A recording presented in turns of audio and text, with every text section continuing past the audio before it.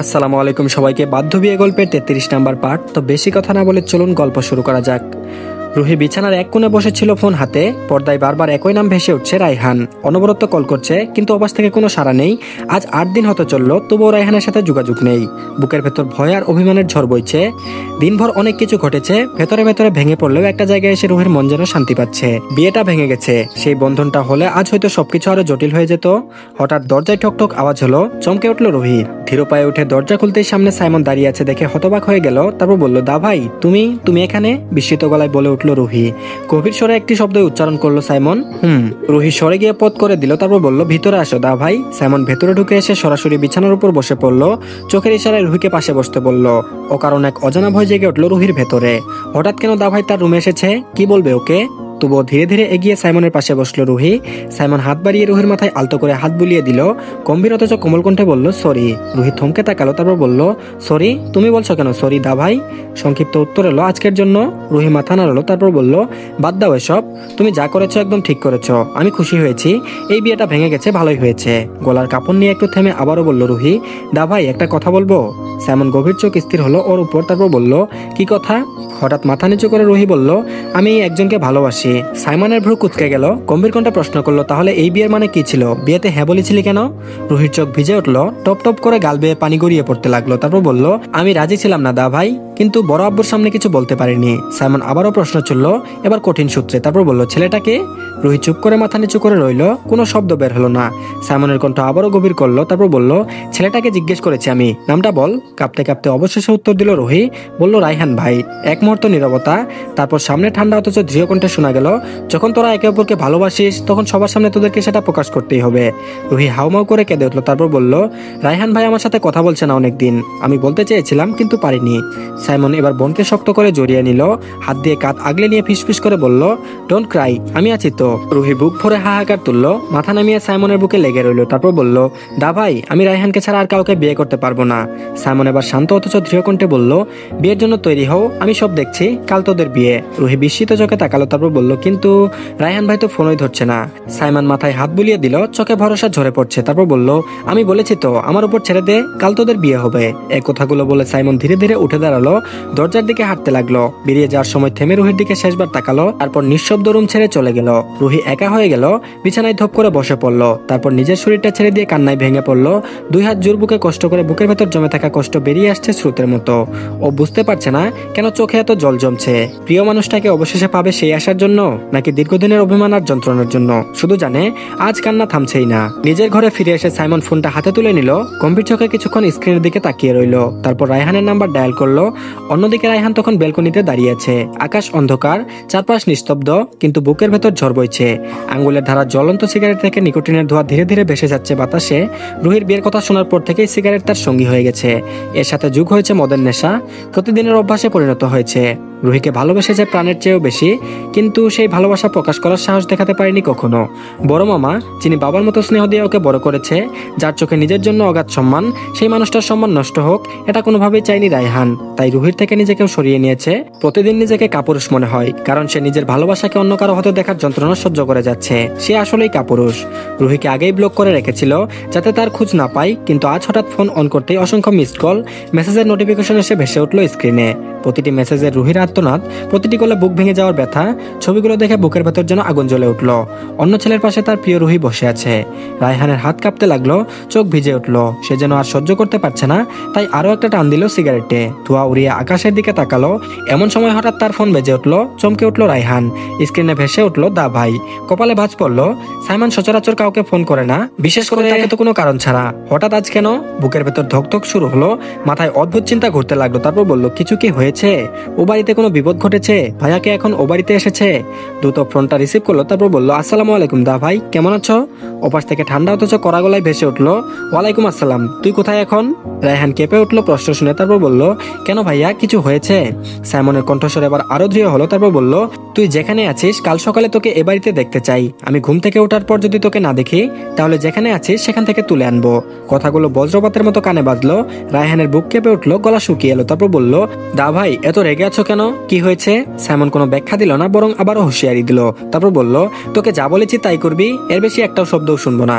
রায়হানের বুক হাহাকার তুলল, চোখের কোণে জমে উঠল পানি। ধরা গলায় বলল, আমি ওই বাড়িতে আসতে পারবো না দা ভাই। সাইমন এবার কণ্ঠে তীব্র রাগ মেশালো, তারপর বলল, কেন? যাকে ভালোবাসিস তার কথা যখন সবার সামনে বলার সাহস নেই, তার অনুভূতির কোনো মূল্য নেই, তাহলে তোকে সামনে থেকে ওর বিয়ে দেখতে কি সমস্যা? তোকে সামনে থেকে ওর বিয়ে দেখতে হবে, বুঝেছিস? রায়হান স্থবির হয়ে গেল, মনে হলো বুকের ভেতর ঢেউ আসছে পড়ছে। দা ভাই সব জেনে গেছে? রুহি নিশ্চয়ই বলে দিয়েছে। গলাটা কেঁপে উঠলো, কাপা কাপা গলায় বলল রায়হান, আমি পারবো না দা ভাই, আমি পারবো না। পাশ থেকে এক মুহূর্ত নীরবতা, তারপর সাইমনের দীর্ঘশ্বাস শোনা গেল, গভীর অথচ অনর কণ্ঠস্বর কানে এলো। তারপর বলল, লাস্টবার বলছি, কাল সকালে তোকে আমি এখানে দেখতে চাই। একথার সাথে সাথেই কল কেটে দিল সাইমন। তারপর বলল, হ্যালো হ্যালো দা ভাই। রায়হান মরিয়া হয়ে ডাকলো, কিন্তু ওপাশ থেকে আর কোনো উত্তর এলো না। ফোনটা হাতে মুঠো করে দপ করে মেঝেতে বসে পড়লো, আকাশের দিকে তাকালো, বুক ফেটে কান্না এলো, চোখে জল এলো না। যন্ত্রণা এতটাই গভীর যে অশ্রু শুকিয়ে গেছে। দুহাত তুলে প্রার্থনা করলো, হে আল্লাহ, আমি আর পারছি না, আমাকে ধৈর্য ধরার ক্ষমতা দাও। ভোরের আকাশে মৃদু আলো ছড়িয়ে পড়েছে, চারপাশে পাখির কিচিরমিচির, দূরে কোথাও মসজিদের মিনার থেকে ভেসে আসছে আজানের সমুদ্র ধ্বনি। সেই ধ্বনি নাফিসার কানে পৌঁছাতেই চোখ খুলল সে, চারপাশে একবার তাকিয়ে দ্রুত বিছানা ছেড়ে উঠল। রুমের জানালা খুলতেই ঠান্ডা সকালের হাওয়া ভেতরে ঢুকে এলো। নাফিসার বুক ভরে উঠল শান্তি আর প্রশান্তিতে। হাওয়ায় যেন নতুন দিনের বার্তা লুকিয়ে আছে।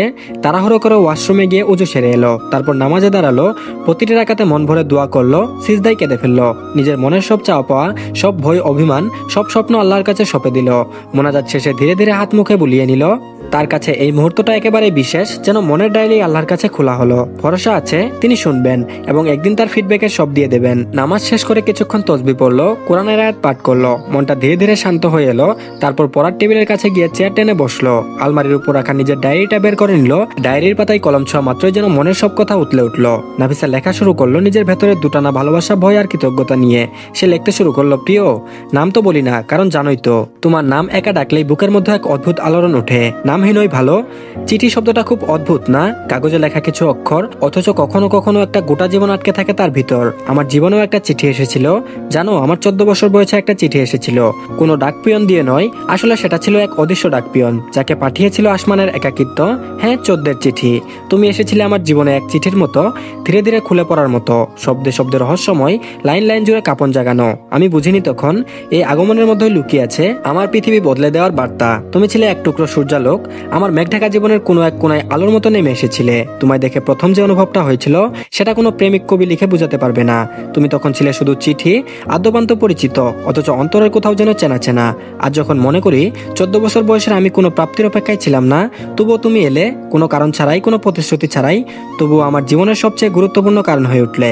ঠিক যেন আল্লাহর পক্ষ থেকে পাঠানো কোনো বিশেষ চিঠি, যার উত্তর আমৃত্যু দিয়ে যেতেও দ্বিধা করব না। তুমি আসার পর আমি শুধু মানুষ হইনি, আমি পূর্ণ হয়েছি। ভুলগুলো শিখেছি, অপেক্ষাগুলো বুঝেছি, ভালোবাসা কাকে বলে সেটা অনুভব করেছি। তুমি এখনো জানো না, তোমার চোখে চোখ পড়লে আমার ভেতরের সব শব্দ কাঁপতে থাকে। তোমার চুপ থাকা যেন কোনো চতুর্দশ পাতার অদেখা অংশ, যেটা না পড়লে চিঠিটা অসম্পূর্ণ থেকে যায়। তুমি জানো না, তোমাকে দেখলেই কেমন মনে হয় আমার সব প্রার্থনার উত্তর বুঝি তোমার বুকের ভেতর কোথাও গোপনে লেখা আছে। আমি তোমাকে ভালোবাসিনি, তোমাকে আমি বিশ্বাস করেছি, তোমাকে আমি জপেছি, তোমাকে আমি আল্লাহর দেওয়া এক বিশেষ চিঠি মনে করেছি, যেটা কাদায়ও হাসায়ও কিন্তু ফেলে রাখা যায় না। তুমি 14 চিঠি, আমার জীবনের একমাত্র মঞ্জুর চিঠি। ভালো থেকো, ততদিন তুমি আমার চিঠির মতো পড়তে পারো নিজেকে, ততদিন আমার সমস্ত গল্প তোমার নাম লুকিয়ে রাখবো। তোমার পিচ্চি নাফিসা। লেখা শেষ করে নাফিসা কলমটা ডায়েরির উপর রাখলো, দীর্ঘশ্বাস ফেলে বুক হালকা করার চেষ্টা করলো। তারপর নিজের পড়ার বই বের করে নিল, পড়ার টেবিলে বসে মনোযোগ দিল অধ্যায়ে। কিছুক্ষণ পর পড়া শেষ হলে স্বাভাবিক নিয়মে উঠে দাঁড়ালো। প্রতিদিনের মতো আজও ভোরবেলা রুটিনটা এক, পড়াশোনা শেষ করে আফিয়া বেগমের রুমে যাওয়া, ওনার সঙ্গে চা খাওয়া আর কিছু গল্প গুজব করা, তারপর নাস্তা সেরে কলেজে যাওয়ার প্রস্তুতি নেওয়া। আজও একই ভঙ্গিতে নাফিসা নিজের রুম থেকে বের হয়ে করিডোর দিয়ে হাঁটছে। ঠিক সেই সময় পাশের রুমে এক অদ্ভুত দৃশ্য চোখে পড়ল। সাইমনের রুমের দরজা আধো খোলা, ভেতরে রায়হান মাথা নিচু করে দাঁড়িয়ে আছে। সামনে সাইমন জিম সেরে মাত্রই বেরিয়েছে, গায়ে ঘাম ঝরছে, হাতে সাদা টাওয়েল দিয়ে মুখ মুছছে, বুক ভরা দৃঢ়তা নিয়ে দাঁড়িয়ে আছে যেন পাহাড়। ঘাম মুছে নিয়ে আলমারি থেকে একটা কালো জ্যাকেট বের করলো, ধীরে ধীরে গায়ে চাপলো, তারপর রায়হানের দিকে চোখ মেলে তাকিয়ে গম্ভীর স্বরে বলল, নিচে চলো আমার সাথে, আব্বু আর ছোট আব্বু স্টাডি রুমে ওয়েট করছে আমাদের জন্য। রায়হান রায়হান চমকে মাথা তুললো, তার চোখে ভয়ের ছাপ স্পষ্ট। তারপর বলল, ভাইয়া মামুদের কাছে যাবো মানে কেন? সাইমন ঠান্ডা অথচ দৃঢ়স্বরে জবাব দিল, বেশি কথা বলা আমার পছন্দ না জানিস, নিচে চল গেলেই বুঝবি। এই কথা বলে সাইমন ধীর পদক্ষেপে দরজার বাইরে বের হলো। বাধ্য ছেলের মতো মাথা নিচু করে রায়হান ওর পেছনে হাঁটা ধরলো। রুম থেকে বের হতেই সামনে এসে পড়লো নাফিসা। মুখোমুখি হয়ে পড়তেই অস্বস্তি জমলো।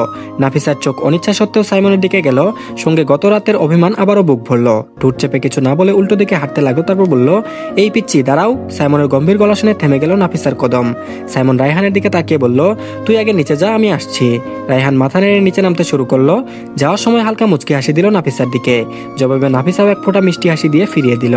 সাইমন নাফিসাকে ডাকলো, তারপর বলল, এদিকে আসো। নাফিসা সাইমনের দিকে এগোলো না, বরং উল্টো পাশে ঘুরে হাঁটতে শুরু করলো। অভিমানী মনের জেদ মাথা নাড়তে দিল না। সাইমন ওর দিকে তাকিয়ে বিরক্তিতে কপাল কুচকালো, তারপর দ্রুত পা বাড়িয়ে ওর হাত ধরে টেনে নিজের কাছে নিল।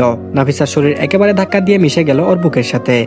সাইমন ফিসফিস করে বলল, দিন দিন তুমি জেদি, একদম জেদি হচ্ছ। অপ্রস্তুত নাফিসা চমকে উঠলো, তারপর ছটফট শুরু করলো ছাড়া পাওয়ার জন্য। তারপর বলল, ছাড়েন, কেউ চলে আসবে, খারাপ ভাববে। তো ধন্যবাদ সবাইকে। আজকের পার্টটি এই পর্যন্তই। পরবর্তী পার্টের লিঙ্ক কমেন্ট বক্সে দিয়ে দেওয়া হয়েছে, সবাই দেখে নেবেন। আর অবশ্যই সবাই চ্যানেলটিকে সাবস্ক্রাইব করে দিবেন। ভালো থাকবেন সবাই, আল্লাহ হাফেজ।